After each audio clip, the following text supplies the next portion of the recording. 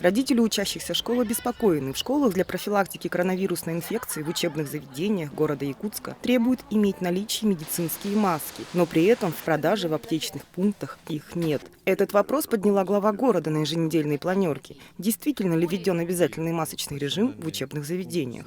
Нет, таких требований не выставляется, просто некоторые пользуются, некоторые нет. Так, а в том приказе, который я видела, значит, масочный режим, исходя, значит, из 8-часового рабочего дня 3 раза в день, это вы для... Иметь запасы, это мы взяли из рекомендации Роспотребнадзора. Для педагогов это имеется в виду? Это для персонала. Действительно, в городе наблюдается дефицит медицинских масок. По сообщению Управления здравоохранения, они поступят в продажу в течение месяца. Чтобы защитить от опасного вируса своих близких, якутяне стали шить самостоятельно маски многоразового использования.